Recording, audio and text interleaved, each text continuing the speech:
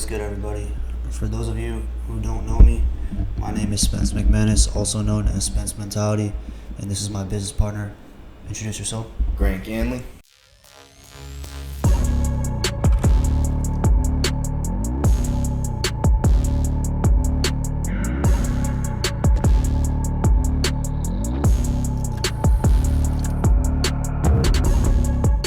Yeah, so we run an Onlyfans agency, and we also have a platform that's coming out soon.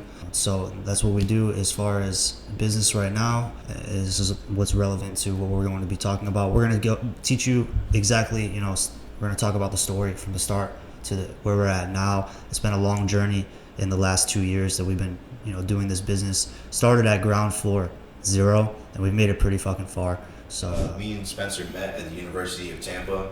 I had transferred from Oklahoma State. Funny enough, me and him both grew up in the same state of Connecticut. Our moms work at the same high school, but we didn't know each other when I went there. So I went there for my sophomore year of college, and I met him in the gym. I think our moms were kind of telling us like, hey, my son's there. You guys should talk to him.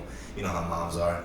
And I ended up running into him at the gym. Me and him were kind of on the same wave. We're like, we're in college, but we're trying to get, jacked, and we're trying to get rich. And, I met him, and it was like, boom, instant click. We're like, all right, we're on the same wave. And Spencer was just a hustler, bro. So he always had something going on. I was always interested in business, but I didn't always have, like, a hustle that I was doing. And, so we met at the University of Tampa, met him in the gym. We started hanging out.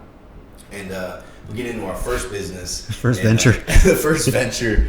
And I was a club promoter, which it sounds fancy, but I was selling tickets and getting people to go to clubs there and in Tampa. But I was making no bread, maybe less than $100 a week. But I kind of saw how that went, and I knew a bunch of people.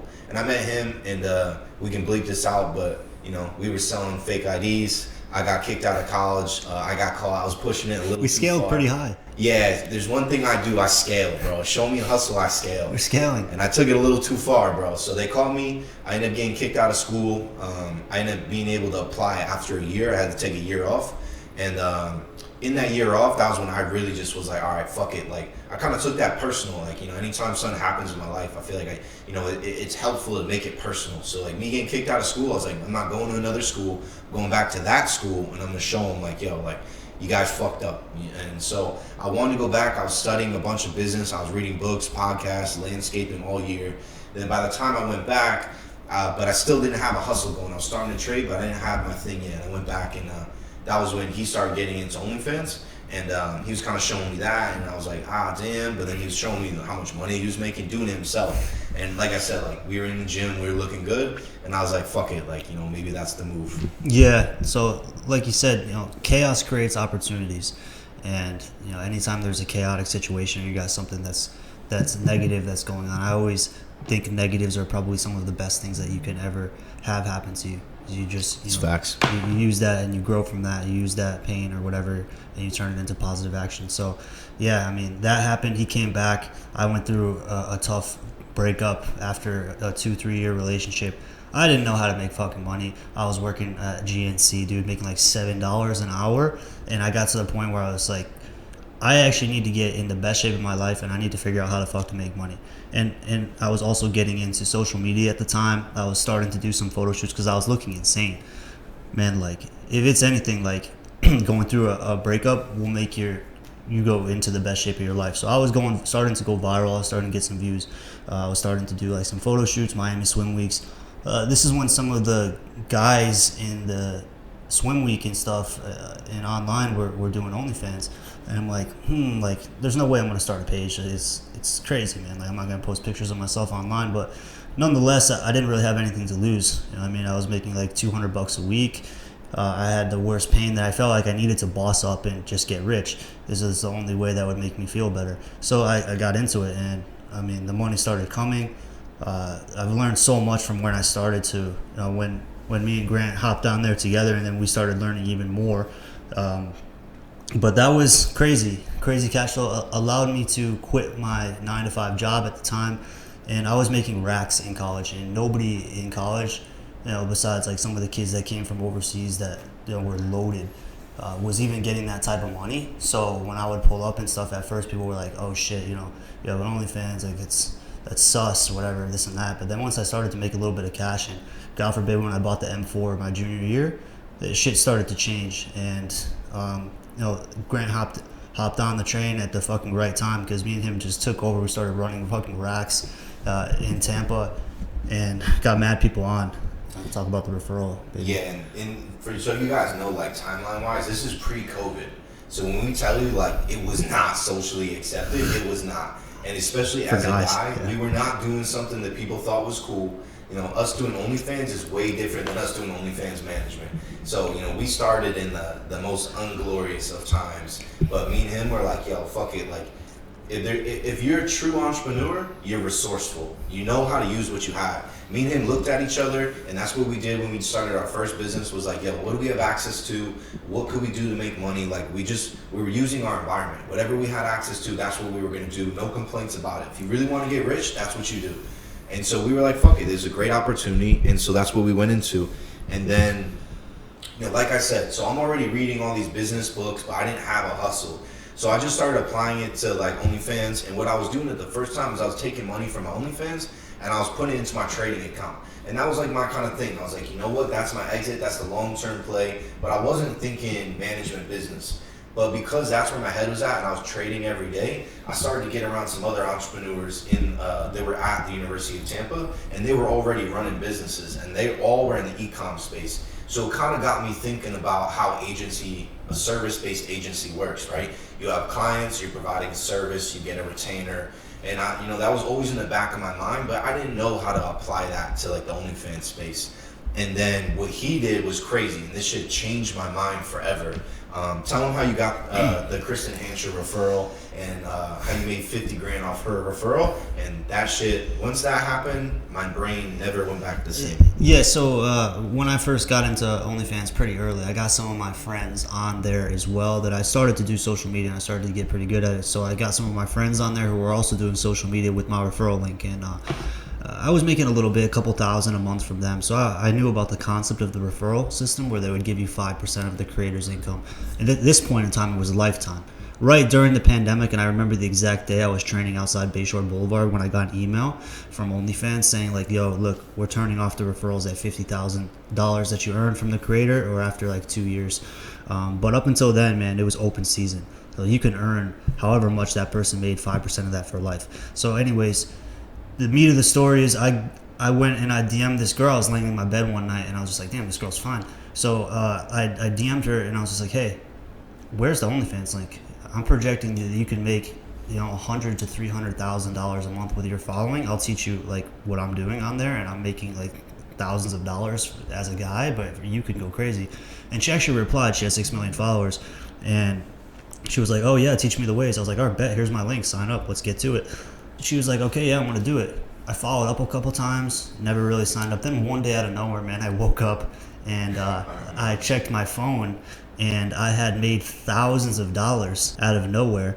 I guess she launched she launched the page. So she had made the page, but she had never done anything with it. So I could see her, like, on my referral. How long was that? I remember we were sitting on that for a minute. That was like over a month. Yeah, it was over a month of just, seeing her name signed up, and I could see, like, earning $0. And one day, man, it just spiked to 2,000. Like, when I woke up, it was already at like 800. An hour later, it was at 1.5K. I'm like, this is only 5%. That was a journey in itself, but I was hitting 13 to 15K months from her, 5%, until it turned off pretty quick. Within like 6 months, that shit was off. Like 5 months, it was done. So I hit the 50K limit, and I was like, damn, 50K for 5% of one creator. Like, imagine what we can do. And it was, I realized it because I was making so much from her that I had to do less on my own. And who the fuck wants to do OF as a creator anyway, right? It's like mentally draining and this and that. So I was chilling. Well, all my friends around me who were doing it were having to grind and drop content and do all this shit. And I was just chilling and reaping the rewards of doing outreach. So that's when it hit me and him, and we're like, all right, like, work smart, not hard. And we started the agency, where he'll get into that next, the guys. Yeah, and like I said, once I realized that, and because I was constantly thinking about that, like, just You know, like that's the next skill. That's the next evolution, is learning how to run a business, and other people are doing the work and you're building the business, right? So me and him, for me, my perspective, I'm trading and doing OnlyFans. So my income is basically, it's like a sales-based income. It's all on me. And when I realized that, he was much less stressed than me, he had a bunch of us, like, he didn't just have her, that was the big one, but, he probably had 20, 30 guys under this referral. Like, he was doing great, 40 grand a month maybe, just on referrals. So, for me, like, I couldn't stop thinking about that, because, like, me and him have always hustled together, and I'm like, all right, there's got to be a next step to this. So, like I said, I was hanging out with the econ people, I kind of knew how the agency structure worked.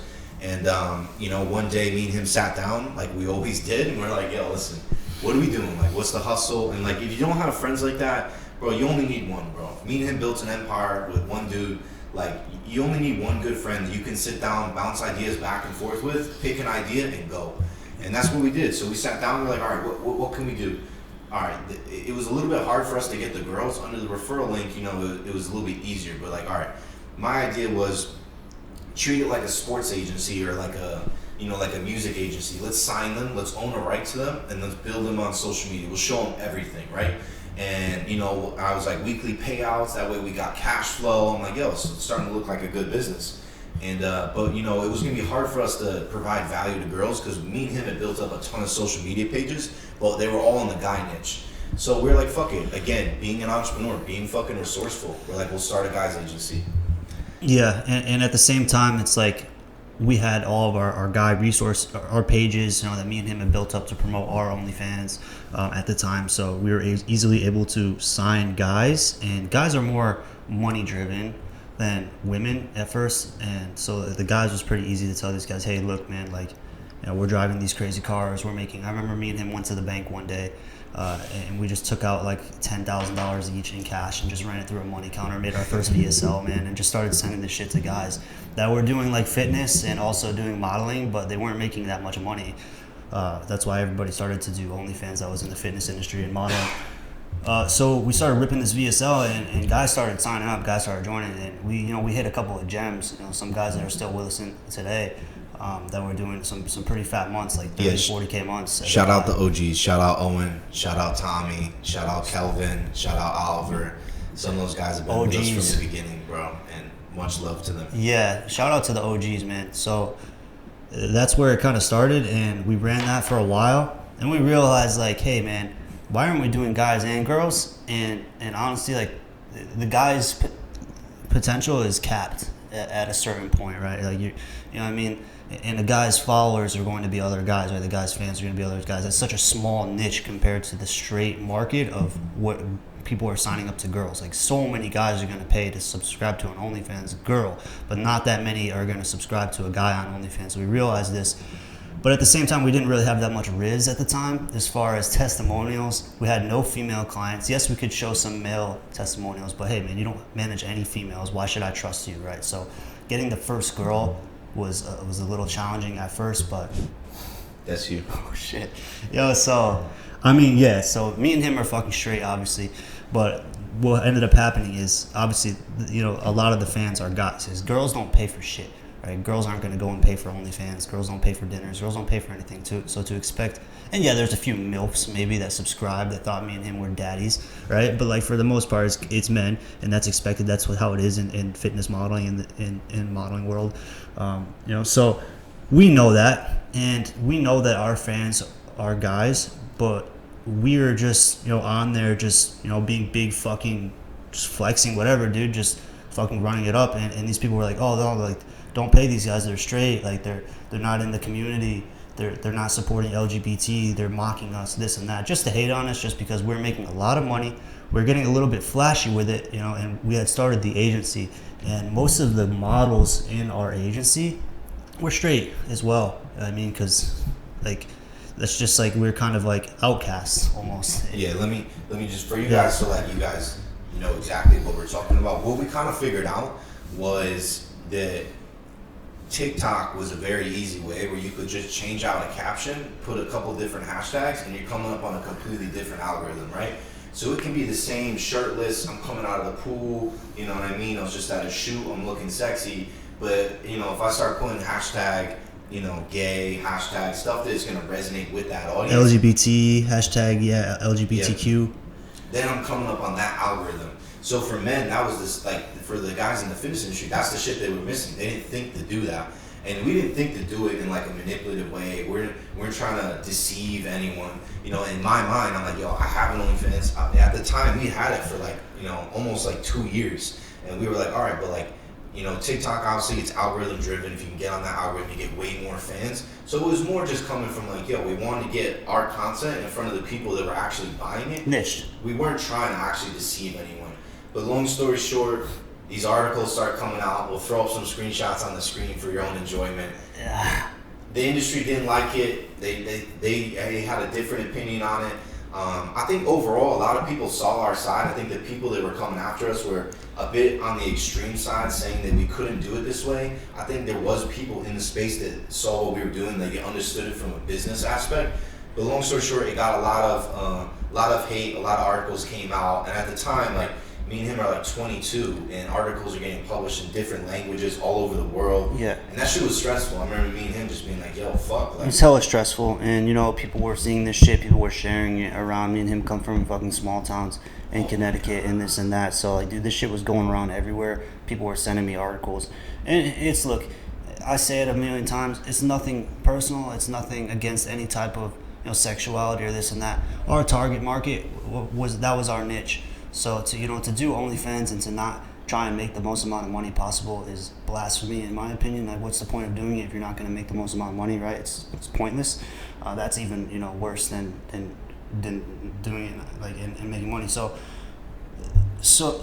people would come at us, but the only reason that they came at us is because me and him were so fucking skilled at social media at the time and really good at TikTok. So we're getting millions of views and we were making so much fucking money. I remember I got a McLaren during that time, and like that was just like a kick in the balls to the community, because we're two big straight guys that are making all the money. And I think they were saying we were making more than the real like LGBT creators, which was but we were great to our fans, man. And we also had the agency, which was called the Alpha House, and I guess like that sounds very masculine, right? Very straight, and it makes sense. We signed a bunch of big, like, muscular fucking athletic guys, and we all pushed the same brand, and we're all collabing in the same house. We had a model house, bro, like a bunch of guys, like we were just living in just like a frat house vibe almost, but we were just making cash in there. We had a bunch of foreign cars, exotic cars, and they just hated that shit, that we were making so much money.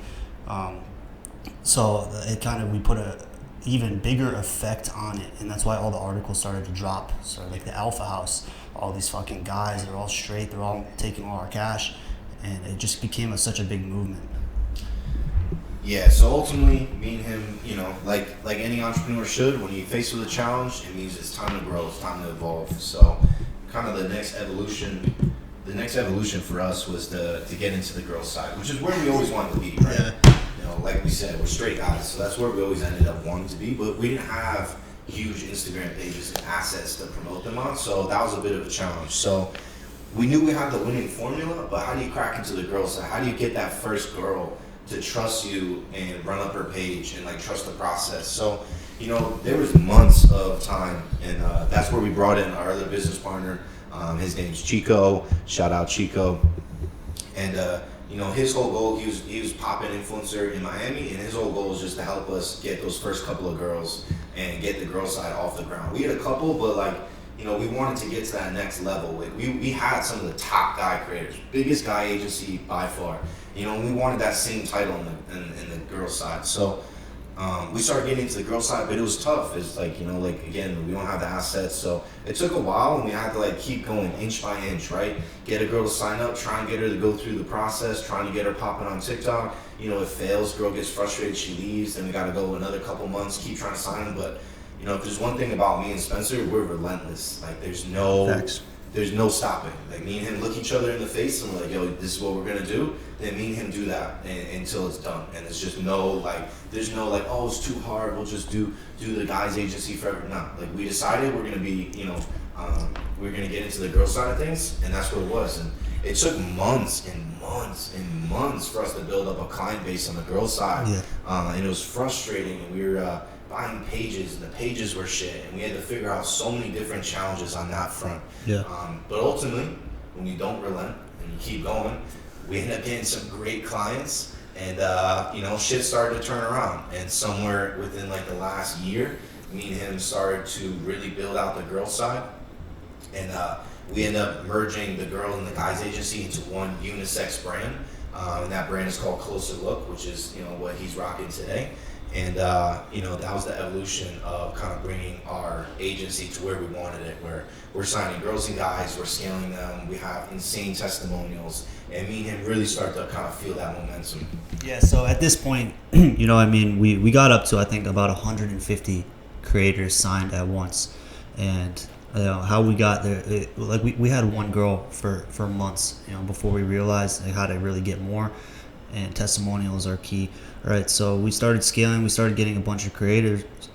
We started pushing these creatives, and we started branding. We really started branding Closer Look and marketing it and pushing it. We came out with merch, like you said. I got the hat on, and pushing ourselves too. Pushing ourselves and our personal brands, and kind of using our personals and the girls at the time personals to leverage our brand.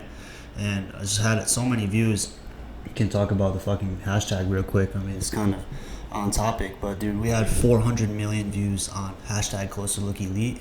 Look it up on TikTok. You can just go and look that up, man. And this is a time where these are some of the craziest times where we're getting millions and millions of views. We're making millions of dollars, and it was a crazy experience. So we started to get attention, obviously, from some big influencers. Some guys like this guy Gideon, Moist Critical, and the funniest one of all is not even that big of an influencer, but his best videos are him talking about me and Grant.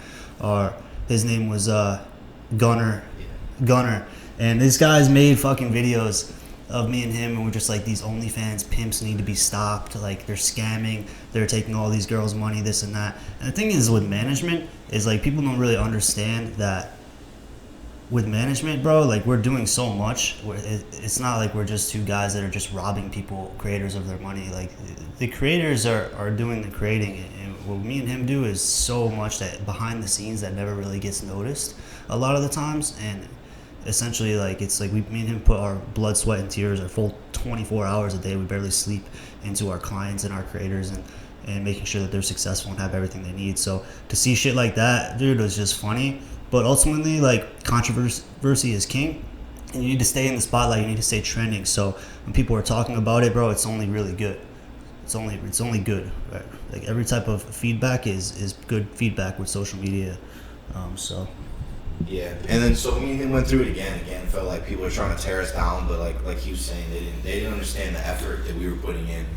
But despite all of that, like if you're an entrepreneur, understand like you're gonna go step in the spotlight. If you're gonna run a personal brand, you're in the spotlight. So be ready for everything that comes with it, all the good and all the bad, right? So we were signing more clients and we had more exposure. We could offer more value, but it came with more criticism, more people talking about us. And again, like we're only 23 at this time, so it's even more pressure and it's kind of getting to us. But me and him, like we always had each other, and we're like, dude, fuck what they say. We know we provide an insane amount of value. We know these girls, at least in our agency, they couldn't go do it on their own. If they could, they would have, but that's just the reality of it, and it doesn't even make sense. Like, I'm saving my client time, and long story short, I'm gonna get to exactly how we run our agency in our next video.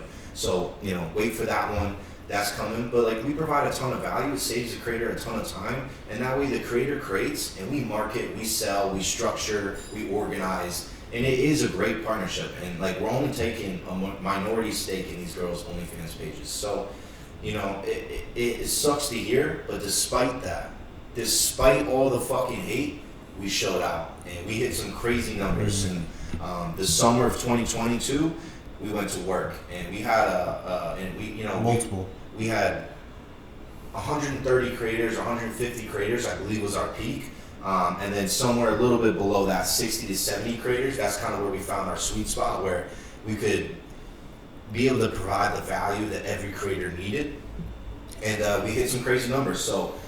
We'll throw up some screenshots, but our best numbers, we had a creator do 250K in 1 month. We had multiple creators do over 100K in a month. Multiple creators do over 30K in a week. A creator do 83K in a week. Like, we went to work, and these people got fucking paid, and they were never gonna do that without us. Yeah. We provided them just enough structure, and we provided them the tools they needed to go on social media and grow a fan base, and then maximize the amount that they were earning from that fan base. So, you know, despite all the noise, that's what it is. People start posting videos like that, it's noise. They're just talking shit, and that's what people do. Like, when you're an entrepreneur, you're performing. People are watching. You're inspiring. You're leading the way. You're the one innovating in a space. And I mean, that may sound funny in the OnlyFans space, but you know what I mean? That's the reality of it. And it's no different than any other space, and the money's very real.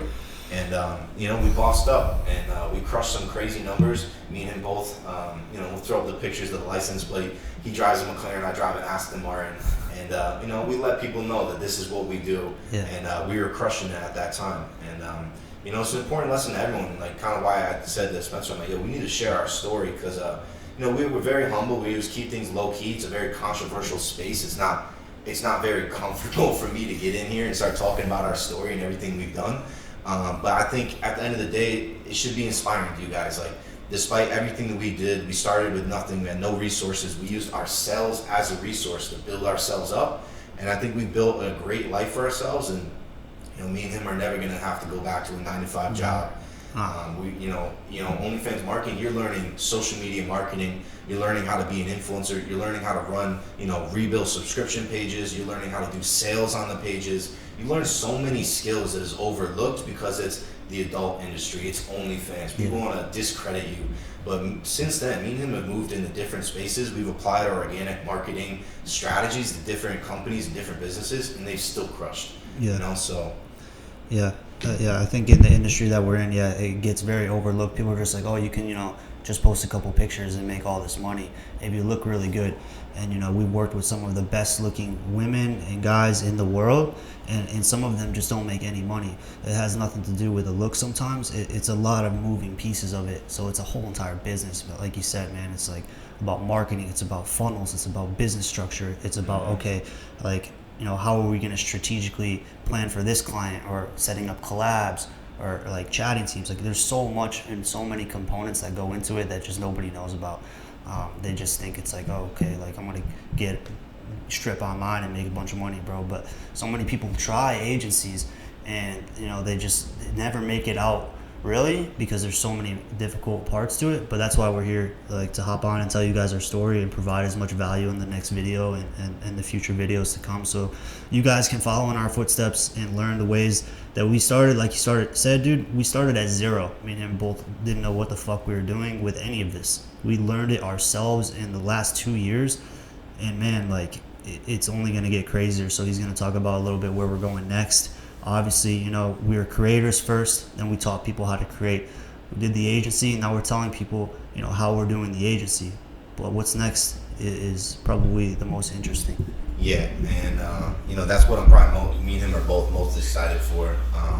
You know, there's a couple agencies out there. Nobody's an agency run by creators like we have. We know it at the creator level. And so because we know it at the creator level, not only did we know what to do at the agency level, but it led us to our next play. Our next play is we're launching a platform. So we're at 20 months of development work.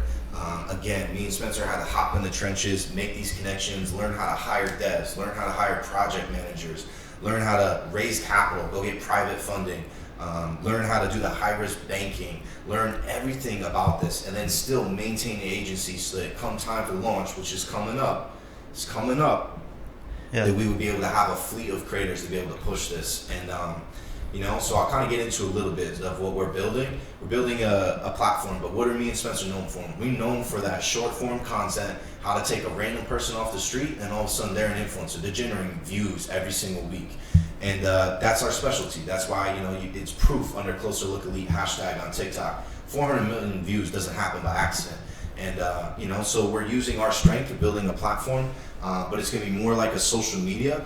So it's a PWA. So that means it's an app, but you download it off the browser because you can't download it on iOS. This is going to make it act more like an app. It's much faster. And then the big part is it has a homepage. So, you know, as a creator, you do all this work to drive your audience to OnlyFans, but as soon as they unsubscribe, where they go? They're not following you anymore, and then you got to go get them back on social media and then bring them back to OnlyFans. And so me and him just thought that was a flaw in the platform. Sure, maybe that it's good because everyone that comes to the platform, they just subscribe or they don't really have any other options. So in the short term, it's a little good for conversions, but in the long term, people are getting their asses kicked on social media. So one of the hardest things me and him had to overcome was, doing OnlyFans organic marketing as a creator in this industry or in the social media space is tough. Accounts getting banned, guidelines change. All of a sudden you'll wake up and all your accounts are banned and you got no idea why. You got to start from scratch again. And we think that's a huge flaw. It's a massive pain point. We knew it as a creator, and then we know it from our hundreds of clients. It's still a pain point. So, our whole goal with the platform is to create a platform where everyone's bringing traffic over to the platform, and the traffic is staying on that platform. And what do I mean? It means it has a homepage. You can grow on our platform. You can post a TikTok on our platform. You can post short form content, teasers, call them whatever you want, and you can grow on our platform. And that way you never have to worry about getting banned. It's made for this, right? And you look at some of the different business models. That's why old chatting websites and stuff works, is because the people were already there and you just posted your content. It allows creators to be a little bit more low key if they want to. And I really think it's a great value add to the industry. I think it's a great app. We run an agency. I'm connected with creators all day. I know what they want. I know what the pain points are. And me and Spencer are building this so that it addresses all of those pain points, and it'll address it at the agency level. Part of phase 2 will be launching a CRM just made for agencies that is built into our platform. This way you have access to the APIs. You don't need third-party Chrome extensions to be able to find out where your clients' fans came from, get metrics, be able to sort. All that's going to be included into the platform, so it'll be hands down the best way to manage an OnlyFans agency will be on our platform with our CRM. And so it's kind of it's just the complete process for us. We're putting in so much time, so much effort to make this thing flawless. 20 months of working on something and not releasing it, it takes an insane amount of discipline. Me and him would love to just rush it and get it out there, but to us, this is our passion project. This is us completing our full circle journey in this space, and we want to make sure it's perfect. And I'm really excited for that. I can't wait to share it with you guys. I can't wait to post that next YouTube video that says we're live, and you guys can all go check out the site. I think that's gonna be a huge day for us. 100%. And two of the biggest takeaways from it that really stick with everybody is creators already know it's getting worse. From when me and him started during the pandemic, we can basically post whatever you want. A lot of these Instagram offices were closed. People used to just be nude on there, and it's just been getting progressively worse. Yes, there was little ins and outs with different platforms and loopholes, but the way the industry now is, these creators are getting banned, and it's very, very difficult for them to get back on their feet and get those numbers back up. So what me and him did was, like he said, bro, we just made a place for creators to just stack their people, and these people aren't going to go anywhere. They're going to be able to grow on the platform and not have to worry about getting banned, because me and him aren't going to can people's accounts for fucking doing what they need to do to fucking make money, right? And also for agencies, man, you're not gonna have to worry about all the fucking bullshit that OF puts you through with payouts and this and that, and it'll just be a lot easier for everybody. So we look forward to providing a ton of value to the creators, agency owners, and anybody that's looking to get into this space. You got a safe place with us, and you got a home with Closer Look. So that being said, man, like we're very excited to show you guys what we're all about in 2023. Yes, sir. So that kind of wraps us up, dude. That's our whole story. That's Grant Ganley and Spencer McManus' story. That's the story of Closer Look.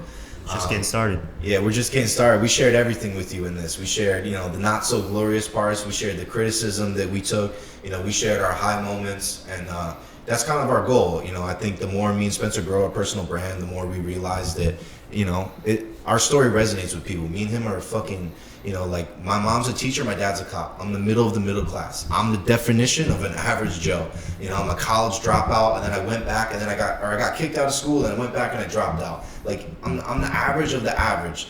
But despite that, me and him built something so fucking phenomenal. We built such a crazy lifestyle for us. And I feel like up until this point, me and him have only been showing off our lifestyle. We've been showing it off on TikTok. And I think it's time for me and him to just really get back in the space. And so that's what this channel is going to be about. We're going to be posting on both of our channels.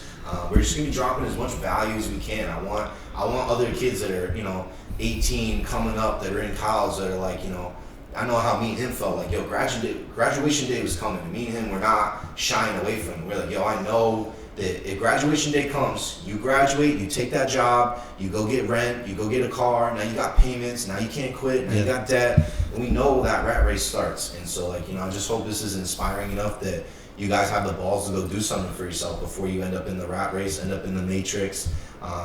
Trust me, the life is better outside of it. Waking up, not having to go to work, you work when you want to work, you wear what you want to wear, you do what you want to do, you say what you want to say. It's a much better lifestyle, and I hope this can motivate you guys and get you guys on that path if that's what you guys decide to do. So with that being said, any other videos you guys want to see, comment it down below. Me and him are going to be reading through all the comments, replying back to everybody. I want to know what you guys want to see next. And we're just, like I said, the whole point of this channel is we're providing as much value as we possibly can. Maybe if you guys want to see more vlog type, if you want to see like what our lives actually look like on the daily, we can do a little bit of that. Oh, hell yeah. So just let us know. Let us know, guys. Biggest thing, take the risk and don't give a fuck about what anybody thinks. Facts. At first we didn't care. We just want to make money.